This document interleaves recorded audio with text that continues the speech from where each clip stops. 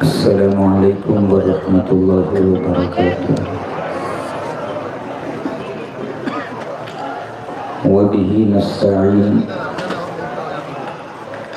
الصلاة والسلام علی سید الانبیاء والمرسلین، اما بعد۔ الرحمن الرحیم۔ وَإِذْ قَالَ رَبُّكَ لِلْمَلَائِكَةِ إِنِّي جَاعِلٌ فِي الْأَرْضِ خَلِيفَةً قَالُوا أَتَجْعَلُ فِيهَا مَن يُفْسِدُ فِيهَا وَيَسْفِكُ الدِّمَاءَ وَنَحْنُ نُسَبِّحُ بِحَمْدِكَ وَنُقَدِّسُ لَكَ قَالَ إِنِّي أَعْلَمُ مَا لَا تَعْلَمُونَ۔ وقال النبي صلى الله عليه وسلم: لا خير في العيش إلا لمستمع واع أو عالم ناطق۔ صدق الله العظيم وصدق مولانا النبي الكريم، ونحن على ذلك لمن الشاهدين والشاكرين، فالحمد لله رب العالمين۔ وَلَقَدْ أَحْسَنَ الْقَائِلُ اغْتَنِمْ فِي الْفِرَاغِ فَضْلَ رُكْبَةٍ رَأَيْتُ مِنْ غَيْرِ سُقْمٍ ذَهَبَتْ نَفْسُهُ الصَّحِيحَةُ فَالْتَتَمْ۔ وَلَقَدْ أَحْسَنَ الْقَائِلُ فِي مَوْضِعٍ آخَرٍ يَا زَمَانًا بَكَيْتُ مِنْهُ فَلَمَّا صِرْتُ فِي غَيْرِهِ بَكَيْتُ عَلَيْهِ۔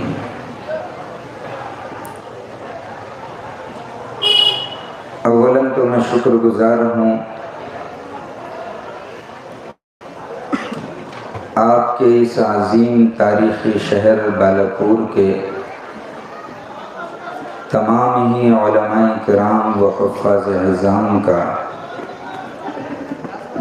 کہ جو آج اس شہ نشین پر تشریف فرما بھی ہیں اور اس بات کا پیغام دے رہے ہیں کہ باطل کی ہوائیں چاہے جتنی تیز و تند چلیں، ایمان کے لو کی حفاظت ہماری ذمہ داری ہے، اور جب تک ہمارے جسموں میں جان باقی ہے ہم آپ کے نو نہالوں کے ایمان کی آبیاری بھی کریں گے اور آپ کے دین و ایمان کا تحفظ بھی کریں گے۔ اللہ سے دعا فرمائیں اللہ ان سب علماء کو بے انتہا اجر جزیل عطا فرمائے۔ ثانیہ اس اسٹیج پر وہ علماء کرام بھی تشریف فرمائے ہیں جو ورع و تقوی میں، علم و طہارت میں مجھ سے زیادہ لائق و فائق ہے۔ میری مراد آج کے جلسے کے صدر عالی قدر حضرت مولانا محمد برکت اللہ صاحب ندوی حفظہ اللہ ورا، اور اسی طریقے سے آج کے اس اجلاس کے ناظم جلسہ مولانا محمد اسماعیل صاحب، اخی المکرم بے نظیر و بافیض عالم دین حضرت مولانا محمد وسیم صاحب، میرے ساتھ تشریف لائے حضرت مولانا شفیع اللہ صاحب، مولانا اکبر صاحب، مولانا مزمل صاحب، اور اس طریقے سے آج کے اس مکتب کے روح رواں مولانا مستقیم صاحب اور مولانا وکی صاحب، ان سب علماء کی موجودگی میں میں آپ کے سامنے مختصر وقت میں بہت کام کی باتیں عرض کرنا چاہتا ہوں۔ دیکھیے ماشاءاللہ آپ نے طلباء و طالبات کا پروگرام سنا ہے، اور آپ نے اس مکتب کے طلباء و طالبات کے پروگرام کو سن کر اس بات کا اندازہ لگا لیا ہوگا کہ ماشاءاللہ مولانا مستقیم صاحب، مولانا وکی صاحب، یہ حضرات آپ کے بچوں پر کس قدر محنتیں کر رہے ہیں۔ یہ زمانہ جس میں آپ اور میں زندگی گزار رہے ہیں اور اس ملک عزیز بھارت میں بدوباش اختیار کیے ہوئے ہیں، یہ حالات تھوڑے سے ہم پہ سخت ہے، مگر خدا کے بندو یاد رکھو، اس ملک کی زمین پر یہ کوئی پہلے حالات نہیں کہ شدائد اور مصائب کے پہاڑ تمہارے اوپر توڑے جا رہے ہیں اور تم کو ڈرایا سہمایا گھبرایا جا رہا ہے، اور تم کو اس بات کی دعوت دی جا رہی ہے کہ آؤ ہمارے پیغام کو قبول کر لو۔ اگر تم ہماری ہاں میں ہاں ملاؤ گے، ہماری دعوت پہ لبیک کہو گے، مراعات تم پر عام کر دی جائے گی، تم کو داد و دہیج سے نوازا جائے گا، تم کو اعلیٰ نوکریاں دی جائے گی، ایجوکیشن کے دروازے تمہارے لیے کھول دیے جائیں گے، مگر خدا کے بندو یاد رکھو، اللہ کا قرآن 1400 سال سے ببانگ دہل اس بات کا اعلان کر رہا ہے، وَلَا تَهِنُوا وَلَا تَحْزَنُوا وَأَنْتُمُ الْأَعْلَوْنَ إِن كُنتُم مُؤْمِنِينَ، نہ گھبراؤ نہ خوف کرو، تم ہی سر بلند رہو گے اگر بشرطے کہ تم مومن کامل ہو۔ قرآن دوسرے مقام پہ کہہ رہا ہے وَمَا آتَاكُمُ الرَّسُولُ فَخُذُوهُ وَمَا نَهَاكُمْ عَنْهُ فَانْتَهُوا، اللہ کا رسول تم کو جس بات کا حکم دے اس کو اختیار کر لو، اور جس بات سے روکے اس بات سے رک جاؤ۔ یہ آیت مجھے اور آپ کو ترقی تنزلی کا پیمانہ سمجھا رہی ہے۔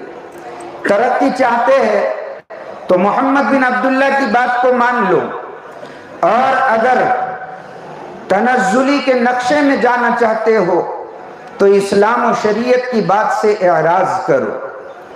آپ اس ملک عزیز کی تاریخ اٹھا کے دیکھیں تو آپ کو پتہ چلے گا تم تب تک سرخرو تھے جب تک تم نے اسلام اور اللہ و رسول کی بات کو مانا تھا۔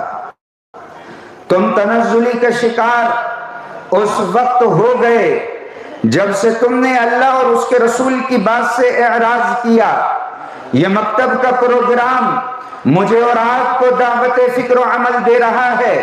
خدا کے بندو آؤ میدان کارزار میں اور غم کی ان سنگلاخ صحرا کو پار کرو، جرت و استقلال کا مظاہرہ کرو، اپنی غلطیوں پر نظر ڈالو کہ ماضی میں تم سے جو غلطیاں ہوئی تم حال اور مستقبل میں اس کو نہ دہراؤ، اپنے اولاد کا تعلق تعلیم سے استوار کرو، علماء کی صحبت میں بیٹھو، ان کے پاس آ کر دین و دنیا کی باتیں معلوم کرو۔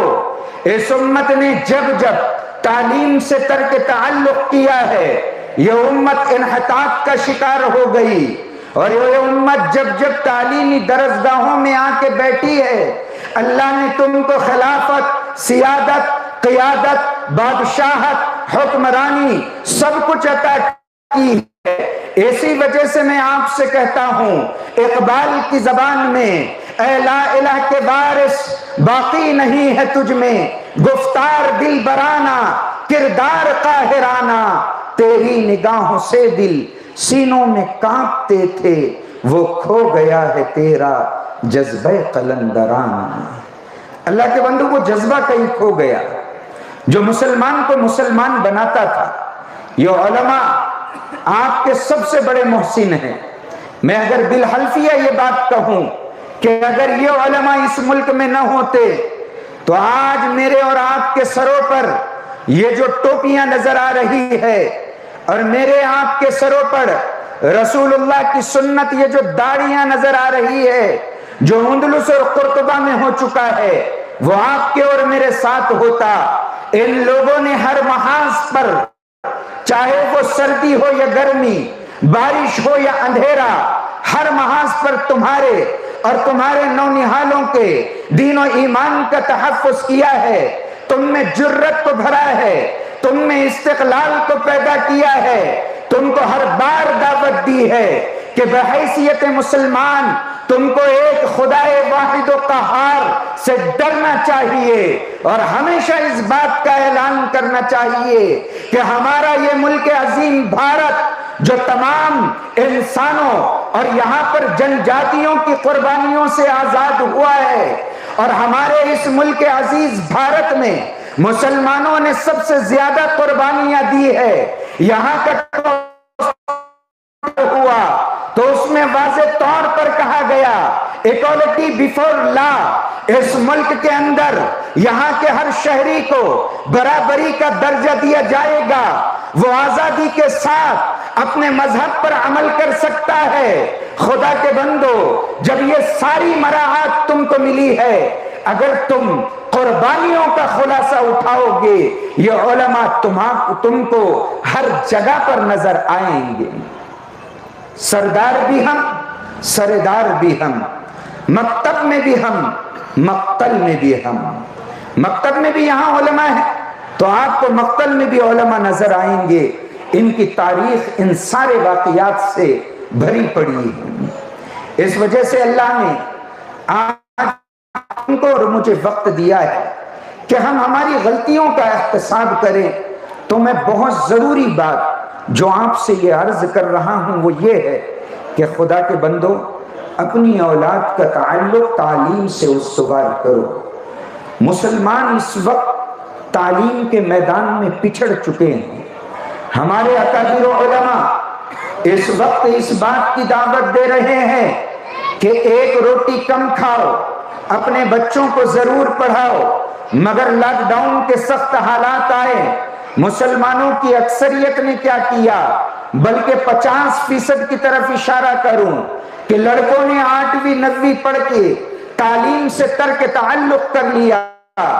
ہماری بیٹیاں تعلیم کے میدانوں میں آگے ہیں، مگر ارتداد کے محیط سائیں ان پر منڈلا رہے ہیں، لوگ ان کو تر و تازہ گوشت سمجھ کر باز کی نگاہ ڈال رہے ہیں۔ خدا کے بندو، تم اپنے بچیوں کے دین و ایمان کے تحفظ کے ذمہ دار، تم اپنے بچوں کے دین و ایمان کے تحفظ کے ذمہ دار، تمہاری ذمہ داری یہ ہے کہ تم اپنی اولاد کو سکھاؤ کہ جو قوم اس ملک میں آنے والے 25 سالوں تک اپنا ایجنڈا تعلیم طے کر لے گی، آنے والے 25 سالوں کے بعد اللہ اس قوم کو اس ملک کے اندر قیادت دے گا، سیادت دے گا، حکمرانی دے گا، اور جو قوم تعلیمی میدان میں پچھڑ جائے گی، قہر مذلت اس کا مسکن بنا دیا جائے گا۔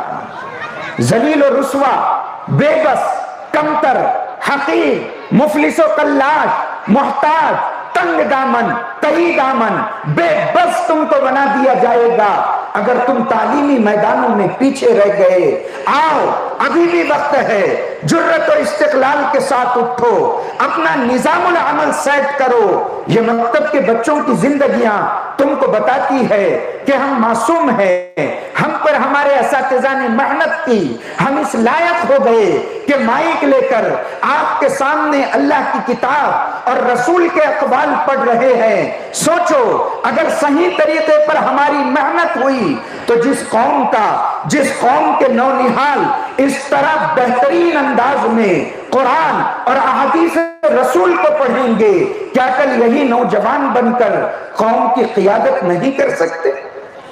اس وجہ سے اللہ کے بندو، آپ اپنے بچوں کو تیار کریں۔ یہ ضروری نہیں کہ آپ مال کو روکیں، اگر یہ مکتب فیس کے ساتھ چلتا ہو تو برائے کرم آپ ان بچے بچیوں کی فیس دینے کا اہتمام کریں۔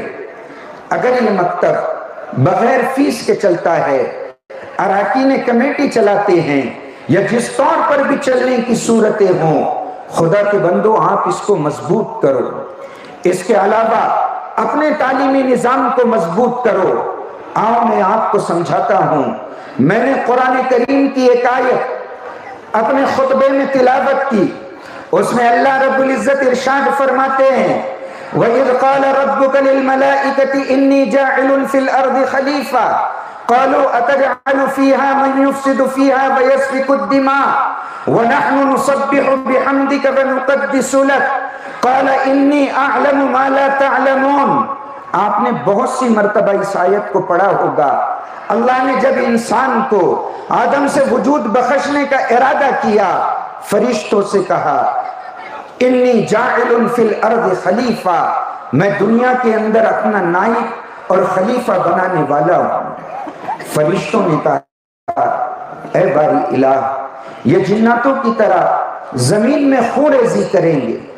حق جل مجدہ نے کہا قال انی اعلم ما لا تعلمون، اے فرشتوں جو میں جانتا ہوں وہ تم نہیں جانتے. سید علم الاشیاء سکھائے گئے. رب العزت نے فرشتوں سے سوال کیا. علماء مفسرین نے لکھا ہے کہ سیدنا علیہ السلام کے تخلیق کے بعد جو سب سے پہلا سلسلہ آسمانوں پر شروع ہوا اس کا نام تعلیم و تعلم ہے. اللہ کے تقرب کا سب سے بڑا ذریعہ اس کا نام تعلیم و تعلم ہے. مولانا حسین احمد مدنی نے ترمذی کے شرح کے اندر لکھا ہے، مولانا کا قول ہے علم کے مزاج میں رفعت ہے. جب آدمی انسان جب علم کو حاصل کرتا ہے اللہ اس کو رفعت بلندی عطا کرتا ہے. اللہ رب العزت اس کو رفعت اور بلندی عطا کرتا ہے. آپ امام بخاری رحمت اللہ علیہ کی بخاری اٹھائیں. امام بخاری نے بخاری کو کیف کان بدء الوحی الی رسول اللہ صلی اللہ علیہ وسلم اس باب سے شروع کیا. پھر بخاری کتاب الایمان کو لائے. اس کے بعد بخاری کتاب العلم کو ذکر کرتے ہیں. کتاب العلم میں امام بخاری نے 53 ابواب قائم کیے. یہاں پر بخاری کے تراجم پہ بحث نہیں بلکہ میں آپ کو ایک باب کی طرف توجہ دلا رہا ہوں. امام بخاری نے باب قائم کیا متى يصح سماع الصغیر وفی روایت سماع الصغیر. امام بخاری نے اس باب کے تحت روایتوں کو نقل کیا. بخاری کہتے ہیں اگر بچہ کم عمر ہو مگر اس کے اندر استعداد ہو تو وہ بچہ آگے چل کر قوموں کی خدمت کر سکتا ہے. اور اگر بچہ بڑا ہو اور آپ نے اس ہیرے کو تراشا نہیں تو آپ بتائیے میرے بھائی کہ آپ کتنی بڑی امانت جو اللہ نے آپ کو اولاد کی شکل میں دی ہے آپ اس کو ضائع کر رہے ہیں. اولاد یہ اللہ کی بہت بڑی نعمت. آپ بھی اس بات کو مانتے ہیں اور میں بھی اس بات کو مانتا ہوں. اگر کسی کا نکاح ہو جائے اور وہ بیچارے کو اگر سال بھر یا 1.5 سال اولاد نہ ہو تو لوگ آتے جاتے السلام علیکم، کب دے رہے جی میاں خوشخبری، کب دے رہی جی خوشخبری، کب دے رہے خوشخبری. وہ بیچارہ دولہا لوگوں کے سلام سے سہم جاتا، دل دھک دھک کرتا.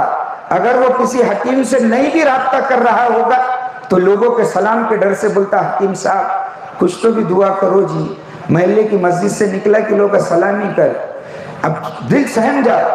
مگر یاد رکھیں جب اللہ اولاد دیتا ہے اور اتنی بڑی نعمت عطا کرتا ہے تو ہم اس نعمت کی ناقدری کرتے ہیں. اولاد اللہ کی سب سے بڑی نعمت. ہم میں اور صحابہ میں یہی تو فرق ہے کہ وہ اولاد کو آخرت کا ذریعہ سمجھتے تھے، ہم اولاد کو دنیا کا ذریعہ سمجھتے ہیں. ہمارا مزاج یہ بن چکا ہے کہ اگر نکاح کے بعد پہلی لڑکی ہو تو والد کا چہرہ اتر جاتا ہے اور اگر دوسری لڑکی ہو تو دادا کا چہرہ بھی اتر جاتا ہے اور اگر تیسری لڑکی ہو تو سارا خاندان اپنا منہ غبارے کی طرح بنا لیتا ہے.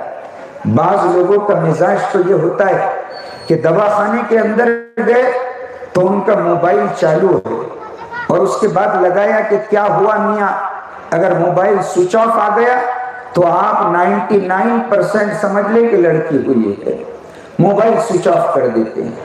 اور اگر لڑکی ہو گئی 2 دن گزر گئے، ملاقات ہو گئی کہ سنا ہے بھابھی جان کی طبیعت خراب ہے، نہیں اللہ کا شکر ہے کچھ ہوا تو میں آپ کو بتا دیتا.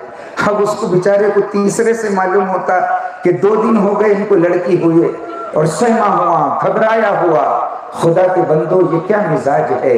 یہ ساری چیزیں زمانے جہالت کی پیداوار ہے۔ لوگ زمانے جہالت کے اندر بیٹی کو ذلت کا سبب سمجھا کرتے تھے، اور جب بیٹی کی پیدائش ہوتی تو بعض تاریخی روایات میں لکھا ہے کہ اس حاملہ خاتون کے پلنگ کے نیچے ایک گڑھا کھود دیا جاتا اور دائیا سے کہا جاتا اگر بیٹی کی پیدائش ہوئی ہے تو ہم کو آ کر باہر اطلاع مت دینا، بلکہ اس بچی کو اس گڑھے میں ڈالنا اور مٹی برابر کر دینا، ہم سے کچھ کہنا نہیں، ہم سمجھ جائیں گے کہ بیٹی پیدا ہوئی ہے۔ بعض لوگ اس سے سوا تھے ظلم و ستم میں، چاہے لڑکا ہو یا لڑکی، گھر کے باہر ایک تخت لگا دیا جاتا اور اس کے بعد اس تخت کے اوپر اس کا والد بھی بیٹھتا، اس کا چچا بھی بیٹھتا، اس کا تایا بھی بیٹھتا، اس کے خاندان کے دیگر معززین و مصاحبین بیٹھتے۔ اس کے بعد شکاری کتوں کو چھوڑ دیا جاتا، وہ شکاری کتے صحن میں دوڑتے ہوئے آتے، اس معصوم جان کو ان میں سے کوئی ایک اٹھاتا اور ان کتوں کے سامنے اٹھا کے پھینک دیتا۔ ایک کتا دوڑتے ہوئے آتا، اس معصوم بچی کے گردن کو پکڑتا، ایک کتا دوڑتے ہوئے آتا، اس معصوم بچی کے پیر کو پکڑتا۔ اس کا والد یہ منظر آنکھوں سے دیکھتا، اس کا چچا یہ منظر آنکھوں سے دیکھتا، اس کا تایا یہ منظر آنکھوں سے دیکھتا، اس کا دادا یہ منظر آنکھوں سے دیکھتا، مگر قسم ہے اللہ کے حق ہونے کی کوئی ایک بھی اس بچی کے لیے صدائے حق بلند نہ کرتا، وہ بچی وہاں پہ قتل ہو جاتی۔ سارے خاموش مایوسائی بنے رہتے۔ یاد رکھو اگر تم عزتیں چاہتے ہو اپنی بچیوں کے ساتھ حسن سلوک کرو، اللہ تم کو اس ملک میں عزتیں دے گا، رفعتیں دے گا، بلندیاں دے گا، وجاہتیں دے گا، بادشاہت دے گا، حکومتیں دے گا۔ اور اگر یہ معاشرہ بچیوں کے ساتھ ظلم کرتا رہا، خدا کی قسم اس کو کوئی عزت نہیں دے سکتا۔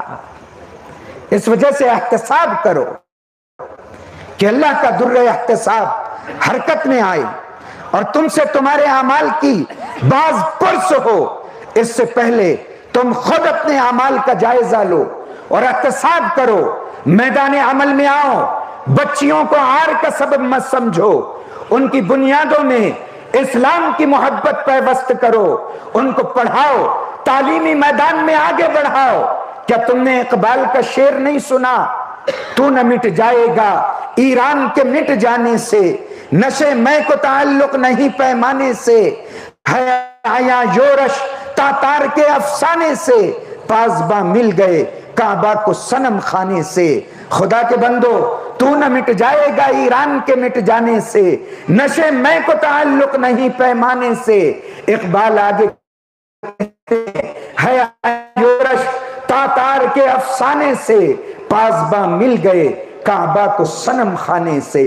تاتاریوں نے جب اہل اسلام پر حملہ کیا اور ان کی ساری طاقت و قوت تحت تیغ کر دیا، صرف بغداد جس میں 16 لاکھ مسلمان تھے، جس کے اندر 20 لاکھ مسلمان تھے، 80 لاکھ مسلمانوں کو تحت تیغ کر دیا گیا، سارے بغداد کو تاخت و تاراج کر دیا گیا، کتب خانوں کو نظر آتش کر دیا گیا، مدارس اور مساجد کو ڈھا دیا گیا، کتابوں کو لے جا کر دریائے دجلہ و فرات میں بہا دیا گیا، جس سے اس کا پانی سیاہ ہو گیا۔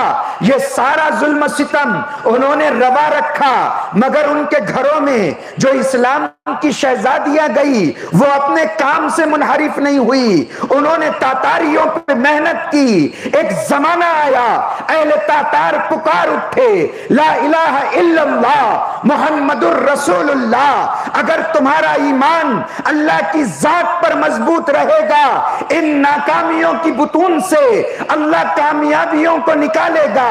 اندھیرے چاہے جتنے سخت ہو، اسلام کی حقانیت کا سورج ضرور طلوع ہو کے رہے گا، چاہے میں زندہ رہوں یا نہ رہوں، چاہے آپ زندہ رہے یا نہ رہے، مگر یاد رکھو اس ملک میں اسلام کل بھی تھا، آج بھی ہے، اور انشاءاللہ صبح قیامت تک باقی رہے گا۔ اس وجہ سے خدا کے بندو، اللہ نے موقع دیا ہے تو اپنے اولاد کی تعلیم و تربیت کی فکر کرو۔ میں آپ سے عرض کر رہا تھا کہ فرشتوں نے اللہ رب العزت سے کہا کہ اللہ رب العزت قالوا سبحانک لا علم لنا الا ما علمتنا انک انت العزیز الحکیم۔ فرشتوں سے جب اللہ رب العزت نے سوال کیا کہ فرشتوں ان اشیاء کے نام بتاؤ، تو فرشتے بڑی لجاجت سے کہنے لگے قالوا سبحانک لا علم لنا الا ما علمتنا انک انت العزیز الحکیم۔ کیا خوبصورت جواب دیا ہے۔ آپ علماء سے پوچھو، فرشتے کہتے ہیں اے ہمارے رب آپ پاک ہیں، ہم کو اتنا ہی علم ہے جتنا آپ نے ہم کو عطا کیا ہے۔ عام طور پر ہم یہ بات کہتے ہیں کہ فرشتوں کو علم تھا، یہ بات درست نہیں معلوم پڑتی، کیونکہ قرآن کہتا ہے سبحانک لا علم لنا الا ما علمتنا، فرشتوں کو علم تھا، پھر آدم کی فضیلت کہاں ہوئی؟ آئیے میں آپ کو وہ نقطہ سمجھاتا ہوں۔ علماء نے لکھا ہے کہ فرشتوں کے علم میں جمود تھا۔ اللہ رب العزت جنت جہنم نہ ان کا ایمان بڑھ سکتا تھا نہ گھٹ سکتا تھا، ان کے علم کے اندر یہ ساری چیزوں کے اندر جمود تھا۔ فرشتوں کے علم میں جمود تھا، اور ابن آدم کے اور آدم کے علم میں اللہ نے ارتقا رکھی ہے، بلندی رکھی ہے، رفعت رکھی ہے۔ آدم کا جانے والا ہے، اونچائی پر جانے والا ہے، ارتقائی مرحلے والا ہے۔ یہی فلسفہ ہے علم کے حاصل کرنے کا کہ ابن آدم جب تیرے علم میں جمود آئے گا، اللہ تجھے تنزلی کا شکار کر دیں گے، اللہ تجھے انحطاط کا شکار کر دیں گے، اور جب تو علم حاصل کرے گا، اور علم حاصل کرنے کی میرے بھائی کوئی عمر نہیں رہا کرتی۔ مکتب کے اندر یہ بچے پڑھتے ہیں، اگر آپ کو قرآن نہیں آتا تو آپ اپنے معصوم کو اپنے بازو بٹھائیں اور اس سے کہیں بیٹا مولانا مستقیم صاحب، مولانا وکی صاحب جس انداز سے قرآن پڑھا رہے ہیں، آؤ گھر میں تیرے والدہ کو بھی پڑھا، مجھے بھی پڑھا، اور اپنے بچوں سے قرآن سیکھنے کی کوشش کرو۔ زندگیاں گزر جاتی ہے، اللہ کی کتاب کے سیکھنے کا مسئلہ نہیں آتا، زندگیاں گزر جاتی ہے، 50 سال، 55 سال، 60 سال، 65 سال، مگر اللہ کے بندو صحیح بتاؤ کہ ایک وقت تھا آپ قرآن کو الحمدللہ رب العالمین کہہ کے پڑھتے تھے، اور آج 60 سال گزر گئے ہیں، قرآن کو پڑھنے کا وہی لہجہ ہے الحمدللہ رب العالمین۔ اللہ کے بندو، اللہ کی کتاب کے ساتھ یہ زیادتی کب تک چلے گی؟ اللہ کی کتاب کے ساتھ ہم نے خود مسلمانوں نے زیادتی کی ہے۔ اگر اللہ کی کتاب کے لیے فیس مانگی جاتی ہے تو آپ کہتے ہیں 200 روپے، یہ بہت زیادہ ہے، 300 روپے یہ بہت زیادہ ہے، فلاں مسئلے میں پیسے دینا ہے بہت زیادہ ہے۔ ارے خدا کے بندو، ترکی شہر کا نام آپ نے سنا ہوگا، اس کا ڈرامہ ارطغرل غازی گزشتہ دنوں بہت مشہور ہوا۔ نوجوان لاک ڈاؤن کے اندر روزے کی حالت میں ارطغرل غازی ڈرامہ دیکھ رہے تھے، بعض افطار سے پہلے، بعض سحری کے بعد۔ ارادہ کیا تھا کہ ہم نور گل بن جائیں، ہم ہتھوڑا لے کے چلیں۔ خدا کے بندوں کبھی اپنی پرسنالٹی پر بھی غور کیا ہے؟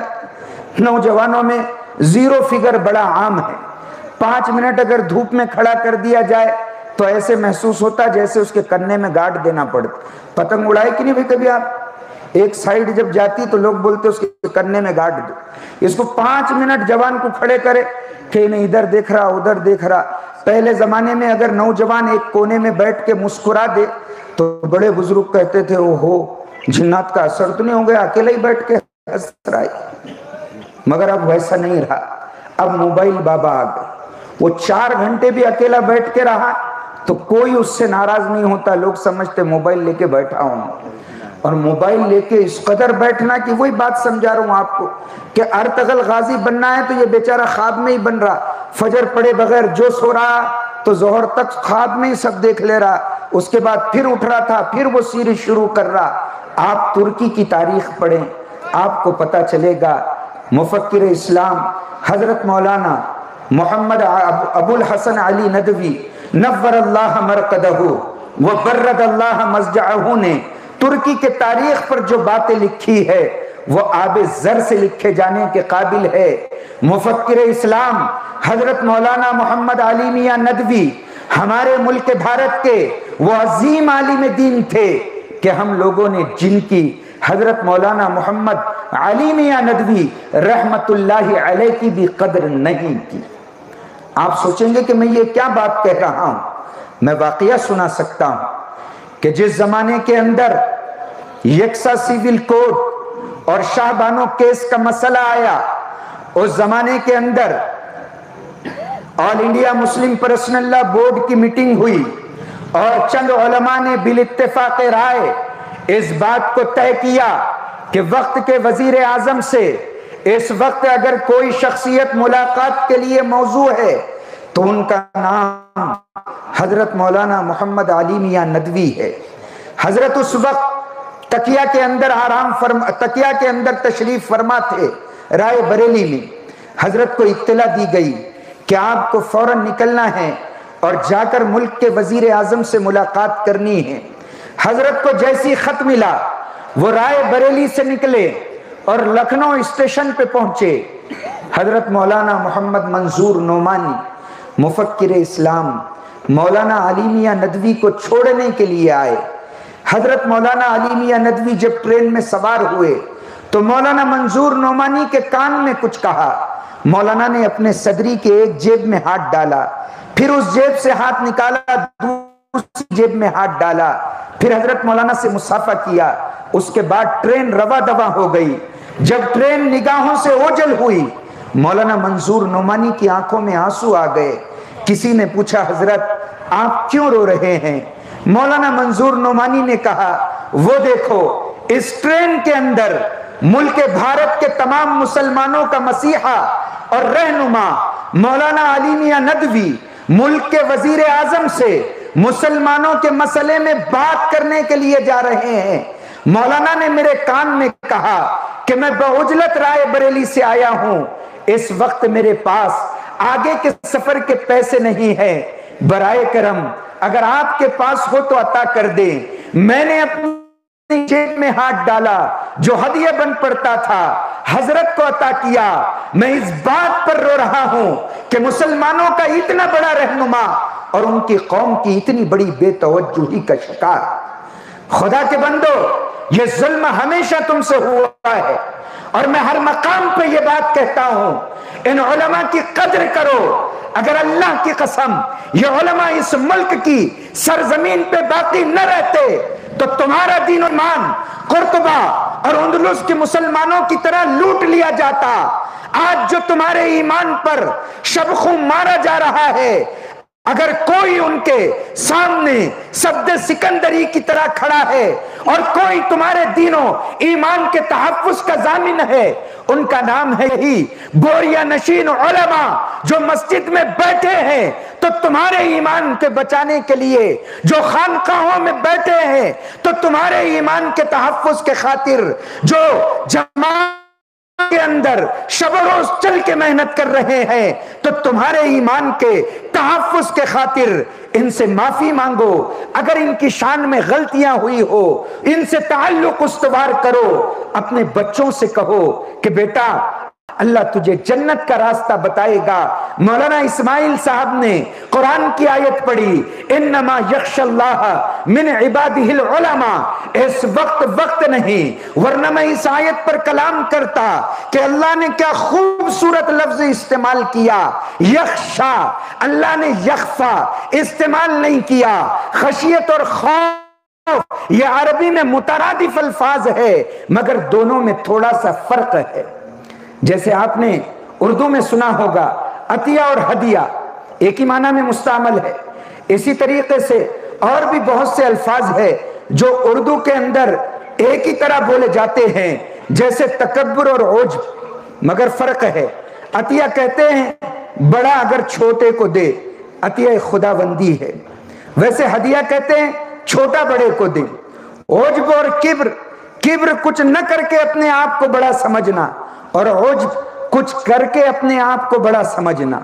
خوف اور خشیت قرآن ایک جگہ استعمال کرتا ہے، قرآن کریم سیدنا موسیٰ علیہ السلام کے واقعے میں بیان کرتا ہے۔ موسیٰ علیہ السلام سے کہا جاتا ہے لا تخف سنعیدها سیرتها الاولی، موسیٰ ڈرنے کی ضرورت نہیں، ہم اس کو واپس اس کی سیرت پہ لوٹا دیں گے، اس اژدہے کو لکڑی بنا دیں گے۔ قرآن نے وہاں پر لا تخف کا لفظ استعمال کیا، یہاں پر یخشا کا لفظ استعمال کیا۔ علماء مفسرین نے لکھا ہے کہ خشیت یہ ادب کے ساتھ ہوتی ہے اور خوف میں ادب نہیں پایا جاتا۔ علماء جو اللہ سے ڈرتے ہیں، اللہ نے ان کو علم دیا ہے، ان کو پتا ہے اللہ رب العزت کا مقام کیا ہے۔ یہ جب خشیت کے ساتھ اللہ سے ڈرتے ہیں تو حدیث میں کہا گیا ہے یہ اپنے قلم کی سیاہی جس جگہ استعمال کرتے ہیں، کل قیامت کے دن اللہ شہداء کے خون کے ساتھ ان کی قلم کی سیاہی کو تولے گا۔ اندازہ کیجیے اگر یہ سو جائیں، آپ کو اتنا، آپ نفل نماز پڑھیں، آپ کو اتنا ثواب نہیں ملے گا ان کو جتنا آرام پر ثواب ملے گا۔ یہ فقہی موشگافیاں ہیں، اگر وقت ہوتا تو میں ضرور سمجھاتا۔ خدا کے بندو، بس آپ یہ پیغام لے کے اس مکتب کے جلسے سے جائیں کہ ہم ہمارے بچوں کو ضرور پڑھائیں گے، چاہے سچویشن کچھ بھی ہو، چاہے حالات جتنے سخت ہو، چاہے حالات جتنے سنگلاخ ہو، چاہے مال کی کمی ہو، چاہے اسباب کی کمی ہو، مگر بچوں کی تعلیم سے بے توجہی بالکل نہیں کریں گے۔ اور اللہ کے بندو یاد رکھو، اور اللہ کے بندو یاد رکھو کہ آپ اگر اپنی اولاد کے تعلیم سے بے توجہی کریں گے تو نقصان کس کا ہے؟ نقصان آپ کا اور ہمارا ہے۔ انسان کیا کرتا ہے؟ ایک بات کو سنتا ہے اور سن کر یہ سوچتا ہے کہ میں اس میں کوئی وکیلی پوائنٹ نکال لوں گا اور اس سے بچ جاؤں گا۔ کوئی وکیلی پوائنٹ مار کے انسان سوچتا ہے کہ بھئی ایسا نہیں، ایسا انسان اپنے بچنے کی شکل کرتا ہے۔ اللہ کے بندو، ایک بات صرف اس جلسے سے لے کے جاؤ کہ اپنی اولاد کو ہر سچویشن میں ہم پڑھانے کا عزم مصمم کرتے ہیں۔ اگر کوئی بچہ 10ویں پڑھ کر اپنی تعلیم ترک کر چکا ہے، کوئی نظام بناؤ۔ ہمارے مسجد کے اندر ریٹائرڈ ٹیچر حضرات اور دیگر محکمہ جات سے ریٹائر ہونے کے بعد وہ فارغ رہتے ہیں، مسجد و مصلی پہ سوار رہتے ہیں، بہت اچھی بات ہے تسبیح ہاتھ میں لے کر بوریہ نشین بن کے بیٹھ جانا، مگر میں آپ کو اس سے زیادہ ثواب کی بات سمجھا رہا ہوں۔ آپ فرائض کا اہتمام کریں، کسی کو اپنی زبان اور ہاتھ سے تکلیف نہ پہنچائے، اگر کسی کا حق باقی ہو تو اس کو ادا کر دیں، بہنوں کا حق وراثت باقی ہو اس کو ادا کریں۔ میدان عمام پر گھنٹوں موبائل لے کے بیٹھے ہوئے ہیں، ان کے پاس بیٹھ جائیں، بڑی لجاجت سے کہیں او اللہ کے بندے، اللہ نے تجھے جوانی دی، کل اللہ اس جوانی کے بارے میں پوچھے گا، اللہ یہ سوال کرے گا میں نے تجھے جوانی دی، میں نے تجھے طاقت دی، میں نے تجھے قدرانہ دیا، میں نے تجھے صلاحیت دی، میں نے تجھے مال دیا، تو یہ کیا کر رہا ہے؟ محلے کے چبوترے پہ بیٹھ کر فری فائر اور پب جی کھیل رہا ہے۔ تیری صلاحیتوں کو آج، تیری صلاحیتوں کی آج اسلام کو بڑی ضرورت ہے۔ ارے اس ترکی کا تم مطالعہ تو کرو اس کی تاریخ کا کہ وہاں کے لوگوں نے جب اپنی اولاد پر محنتیں نہیں کی، مفکر اسلام مولانا علی میاں ندوی نے لکھا ہے کہ ترکی پر ایک زمانہ ایسے آیا کہ عربی رسم الخط وہاں پر متروک قرار دیا گیا، مسجد کے مناروں سے مائکوں کو نکال دیا گیا، شرعی وضاقتہ پر پابندی لگا دی گئی، حبا اور برقع مسلم خواتین کو چھوڑنے پر مجبور کر دیا گیا، داڑھی رکھنے پر سزائیں دی گئی، شراب کو عام کر دیا گیا، رومن رسم الخط کو رائج کر دیا گیا۔ حد تو یہ ہے کہ وہاں کا حکمراں اتا ترک مصطفیٰ کمال پاشا ڈرائنگ روموں میں اپنے مصاحبین کے ساتھ بیٹھتا۔ علماء نے لکھا ہے کہ اس کی والدہ تہجد کے وقت مصلی لے کے آتی اور گھر کے کسی کونے میں مصلی بچھا کر تہجد کی نماز کے لیے کھڑی ہو جاتی۔ مصطفیٰ کمال پاشا اپنی ماں کو سجدے میں جاتے ہوئے دیکھتا تو مسکرا کے کہتا، اگر اس بوڑھی اماں کے دین کو مانوں گا تو ترکی پیچھے رہ جائے گا، ترکی پیچھے رہ جائے گا۔ اور اس کے مصاحبین بھی ہنستے اور وہ بھی ہنستا۔ خدا کے بندو، اگر اولاد کے تعلیم و تربیت کی فکر نہ کی اور دین و ایمان پر ان کے خطوط کو استوار نہ کیا گیا، آپ تہجد گزار رہیں گے، آپ دعوت و تبلیغ کے ذمہ دار رہیں گے، آپ کی نیکی اور نیک نامی پورے خطے میں مشہور رہے گی، مگر اس ایجوکیشن سسٹم سے اگر آپ کا بچہ پڑھ کے نکلے گا وہ نام کا مسلمان رہے گا، کام کا مسلمان بالکل نہ رہے گا۔ اس وجہ سے اللہ نے موقع دیا ہے، اپنی صلاحیتوں کا استعمال کرو۔ وہ دن ہوا ہوئے جب تم خواب غفلت کے مزے لیتے تھے۔ نوجوانوں سے گزارش کروں گا، وہ تمباکو، سگریٹ، بیڑی، کاڑی، شراب، کھرا، گٹکا، پوڑی، جو لعنتیں استعمال کرتے ہیں، اگر ہاتھ جوڑنا روا ہوتا تو میں آپ کے سامنے ہاتھ جوڑ کے کہتا، اللہ کے بندو یہ سب چیزیں چھوڑ دو۔ جو چیز تمہارے صحت کے لیے ہلاکتی لانے والی ہے تم اس کو اتنے مضبوطی کے ساتھ پکڑے ہوئے، ہزاروں روپے تم اس کے اوپر خرچ کر رہے ہو، تمہارے پاس مکتب اور مدرسے کا نظام ہے۔ میں آپ سے سوال کرتا ہوں، کیا تمہارے پاس حفظان صحت کا بھی کوئی نظام؟ کہ تمہارے پاس ایسی کوئی جگہ ہے جہاں پر ہماری مائیں بہنیں چل پھر کر یا ایکسرسائز کر کر اپنی صحت کو اچھا رکھ سکیں؟ شوگر کا مرض ہر گھر کے اندر عام ہے۔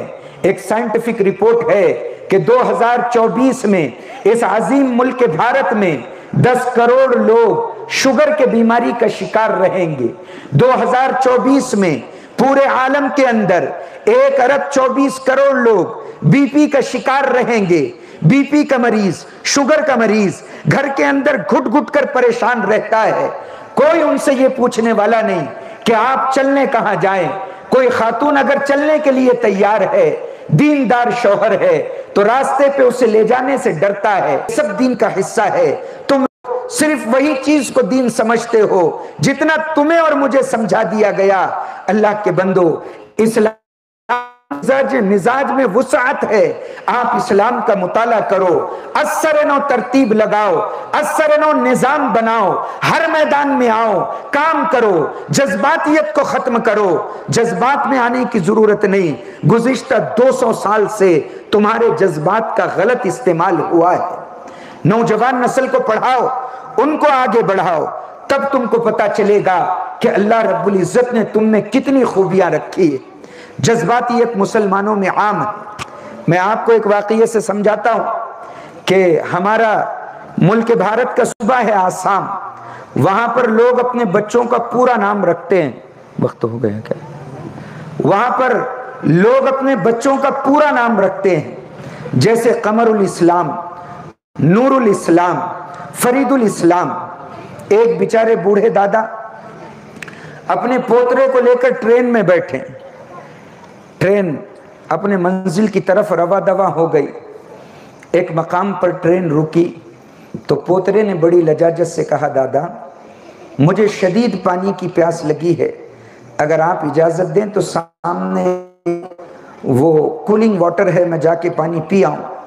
دادا نے کہا، نور چشم جلدی جاؤ اور پانی پی آؤ، کہیں ایسا نہ ہو کہ ٹرین دھکنا شروع ہو جائے اور سائرن بجا دیں۔ پوترے نے کہا، دادا حضور میں ابھی گیا اور پانی پی کے آیا۔ فوراً وہ اس ٹرین کے ڈبے سے اترا اور اس واٹر کے اس ٹھنڈے پانی کے نل کے پاس گیا، نل کو کھولا تھا کہ ٹرین نے سیٹی دی اور آگے بجنا شروع، آگے دھکنا شروع ہو گئی۔ آگے نکلنا شروع ہو گئی۔ ظاہر سی بات ہے جب کوئی افتاد پڑتی ہے تو آدمی پورا نام نہیں لیتا، حضور، علامہ، مولانا، فلاں فلاں فلاں فلاں، پورا نام نہیں لیتا۔ دادا نے جب دیکھا کہ ٹرین نکل گئی تو پوترے کو زور سے آواز دی، کہا اسلام۔ تو جتنے مسلمان اس ڈبے میں تھے کہنے لگے زندہ آباد۔ دادا نے پھر کہا اسلام، اب نور الاسلام نام ہوگا، تو کہا اسلام، تو مسلمان کہنے لگے زندہ آباد۔ پھر دادا نے زور سے چلایا اسلام، مسلمان کہنے لگے زندہ آباد۔ ٹرین وہ دھکنا شروع ہو گئی، آگے نکل گئی۔ بیچارہ دادا رونے لگا۔ ایک نوجوان اس کے قریب جا کے بیٹھا، کہنے لگا چاچا کیوں روتے ہو؟ وہ بیچارہ دادا روتے ہوئے کہنے لگا کمبخت مسلمانوں، تمہارے زندہ باد مرد آباد کے چکر میں میرا پوترا پچھلے اسٹیشن پہ رہے۔ تو جذباتیت سے پر ہے ہم لوگ، ہر بات میں جذباتیت چاہیے۔ 200 سال کے اندر تمہارا جذباتی استحصال ہوتا رہا، تم کو بار بار ورغلایا گیا، تم فوراً جوش میں آ گئے، جذبات میں آ گئے۔ خدا کے بندو، جوش اور جذبات کا وقت نہیں، ہر کام کا ایک وقت ہوتا ہے۔ اللہ کے بندو، اس وقت کے سب سے اہم ضرورت یہ ہے کہ آپ اپنے اولاد کو پڑھائیں، آپ اپنے اولاد کو پڑھانے کی کوشش کریں، آپ اپنے اولاد کے تعلیمی مراحل بہت آسان طرز پر حل کریں۔ جتنے مال کا انفاق ہو سکتا ہے اولاد کی تعلیم و تربیت پہ خرچ کریں۔ مسلمانوں کا اس وقت مزاج یہ ہے کہ مکان فروخت کرتے ہیں، دکان فروخت کرتے ہیں، کھیت فروخت کرتے ہیں۔ اگر ان سے پوچھا جائے تو کہتے ہیں بیٹی کی شادی کا مسئلہ ہے اس لیے کھیت فروخت کر رہے ہیں، مگر بہت کم یہ سننے میں آیا ہوگا کہ کوئی مسلمان اپنے اولاد کی تعلیم کے لیے مکان فروخت کر رہا ہو۔ وقت ہے، اللہ نے اس وقت وقت دیا ہے۔ اگر آپ کے اپنے محلے میں کوئی یتیم بچہ ہو، مفلس بچہ ہو، قلاش و محتاج ہو، مدرسے میں پڑھتا ہے تو اس کی دستگیری کی جاتی ہے، مگر اسکول میں پڑھتا ہے تو کوئی اس کے طرف نظر التفات نہیں کرتا، اگر مکتب میں پڑھتا ہے تو کوئی اس کی طرف توجہ نہیں کرتا۔ خدا کے بندو، اللہ کے رسول نے بڑی فضیلت ارشاد فرمائی۔ آئیے میں آپ کو غم و پریشانی سے نکلنے کا ایک عمل بتاتا ہوں۔ اگر آپ حالات سے پریشان ہیں، تکلیف نے ڈیرے ڈال دی، غم کے سائے ہیں، کسی سے تعویذ لینے نہ جائیں، اللہ کے بندے اپنے محلے کے کسی یتیم کو تلاش کریں، وقت میسر آئے اس کے سر پہ ہاتھ رکھ دیں، اللہ نے کچھ عطا کر رکھا ہو، اس کے گرم گرم آنسو جب اس کے رخساروں پہ ڈھلکیں گے، اللہ کی طرف ہاتھ اٹھا کے کہے گا کہ میرے مولا مجھے کتاب کی ضرورت تھی، فلاں چچا میری ضرورت پوری کر گئے، آپ ان کی دنیا کی ضرورتیں پوری کر دیں، مجھے اللہ کی ذات پر پورا اعتماد ہے، اللہ آپ سے مصائب کو دور کرے گا، پریشانیوں کو دور کرے گا۔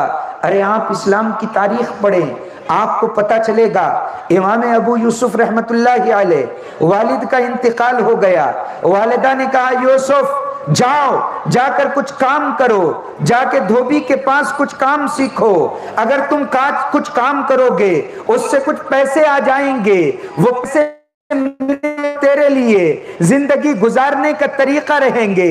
یوسف اپنے گھر سے نکلے، مسجد کے قریب پہنچے تو دیکھا امام ابو حنیفہ کا درس کا حلقہ لگا ہے، امام ابو حنیفہ فقہ کا اور حدیث کا درس دے رہے ہیں، امام یوسف قریب آئے، آ کے بیٹھ گئے، دن مہینوں میں بدلتے رہے۔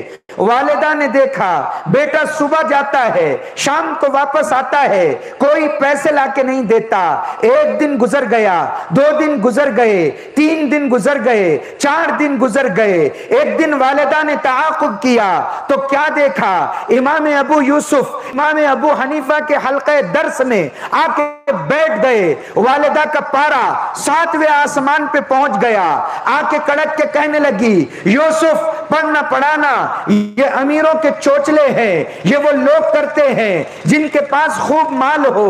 ماں رو کے کہنے لگی میری جان یوسف اگر تو کام کے لیے نہیں جائے گا کھانے کا کہاں سے انتظام ہوگا، پہننے کا کہاں سے انتظام ہوگا۔ ماں نے جب عالم جلالت میں یہ الفاظ کہے امام ابو حنیفہ مسکرا اٹھے، اور امام ابو حنیفہ نے ان کے والدہ کو کہا اماں غصہ کیوں ہوتی ہے؟ میں دیکھ رہا ہوں تیرا یہ بیٹا یوسف بادشاہ کے ساتھ اس کے دسترخوان پر بیٹھ کر پستے کے تیل میں بنا ہوا فالودہ کھا رہا ہے۔ والدہ نے جب امام ابو حنیفہ کے منہ سے یہ جملہ سنا تو کڑک کے کہنے لگی پڑھاتے پڑھاتے آپ کی عقل جا چکی ہے، بھلا غریب کا بچہ بھی کہیں بادشاہ کے ساتھ بیٹھ سکتا ہے؟ اور بادشاہ کے ساتھ بیٹھ بھی گیا تو پستے کے تیل کا فالودہ جو بادشاہوں کو بہت کم میسر آتا ہے اس غریب کو کون لا کے دے گا؟ یوسف کو یہاں سے اٹھا دو، میں اس سے کام کرانا چاہتی ہوں۔ امام ابو حنیفہ نے کہا اماں یہ جتنے پیسے کماتا ہے میں اس کا مشاہرہ طے کرتا ہوں، آپ کو وہ رقم مل جائیں گی، یوسف کو آپ میرے پاس چھوڑ دیں۔ دن مہینوں میں بدلتے رہے، مہینے سالوں میں بدلتے رہے، ایک زمانہ آیا امام ابو یوسف قاضی القضات بن گئے، بادشاہ وقت نے دعوت دی، دسترخوان چن دیا گیا، کھانا لا کے لگا دیا گیا، خادم نے پستے کے تیل میں بنا ہوا فالودہ بادشاہ وقت کے سامنے پیش کیا، بادشاہ نے اس پیالے کو اٹھایا، امام ابو یوسف کے قریب آیا، دو زانوں آ کے بیٹھ گیا، اس کے بعد کہنے لگا حضرت یہ پستے کے تیل میں بنا ہوا فالودہ ہے جو مجھے بھی میسر آتا ہے، آج میرے دسترخوان پہ آیا ہے، میرا دل چاہتا ہے آپ اسے تناول فرمائیں۔ امام ابو یوسف نے جب اس فالودے کو پڑے اور بادشاہ سے کہنے لگے مجھے میرے استاذ کے الفاظ یاد آ گئے، جس وقت یوسف کو کوئی نہیں پہچانتا تھا، نہ کوئی قدر و منزلت کرتا تھا، نہ کوئی عزت و احترام کی نگاہ سے دیکھتا تھا، نہ کوئی معاشرے میں اونچی جگہ دیتا تھا، میں جا کے درسگاہ کے ایک کنارے پہ بیٹھ گیا۔ امام ابو حنیفہ نے کہا بیٹے ابو یوسف قریب آ کے بیٹھو، یہاں میرے سامنے بیٹھو، مجھے پڑھایا، میری مالی مدد کی، میرے والدہ غصے میں آ کے کہنے لگی جاؤ جا کے کام کرو۔ امام ابو حنیفہ نے کہا اما غصہ کیوں ہوتی ہے؟ میں دیکھ رہا ہوں تیرا بیٹا بادشاہ کے دسترخوان پر بیٹھ کر پستے کے تیل میں بنا ہوا فالودہ کھا رہا ہے، آج یہ فالودہ میرے سامنے پیش کیا گیا، مجھے ابو بہت یاد آئی۔ ایسے اساتذہ امت کا گرا قدر سرمایہ ہے، اگر ہم بادشاہ وقت کے تاج و تخت ان اساتذہ کے قدموں میں قربان کر دیں، اللہ کی قسم وہ بھی بہت کم ہے۔ اس وجہ سے قدر کرو، ان اساتذہ سے محبت کرو، مکتب کے اندر اپنے بچوں کو بھیجو، اپنی بچیوں کا تعلق مکتب سے مضبوط کرو، ان علماء سے اپنے تعلق کو استوار کرو، محبتوں کی فضاؤں کو عام کرو، الفتیں مودتیں اس معاشرے میں پھیلاؤ۔ اللہ کے بندو یہی وقت کی ضرورت ہے، حالات حاضرہ کا تقاضا ہے۔ آپ تعلیم و تعلم کے تئیں بیدار رہیں، اپنے بچوں کے ہاتھ سے موبائل لیں، ان سے کہیں کہ اپنی صلاحیتوں کو موبائلوں کے نظر نہ کریں، ان کو موبائل پر کارٹون نہ دکھائیں، ان کی صلاحیتوں کو نہ بگاڑیں، ان کو کھیل کود میں نہ لگائیں۔ اللہ رب العزت سے دعا کریں اللہ اس مکتب کے جلسے کو بے انتہا قبول و منظور فرمائیں۔ جن لوگوں نے کیا ہے یا طلبہ کے لیے تعاون کیا ہے، اللہ ان کو دنیا میں بھی بہترین بدلہ دے، اللہ ان کو آخرت میں بھی بہترین بدلہ دے۔ بس میں ایک مصرے پر اپنی بات کو ختم کر رہا ہوں، وہ اپنی تکمیل میں مصرع ثانی کا متمنی ہے۔ السلام علیکم ورحمۃ اللہ وبرکاتہ۔ ماشاءاللہ نہ یہ تنگی وقت ہوتی نہ کتاب ختم ہوتی۔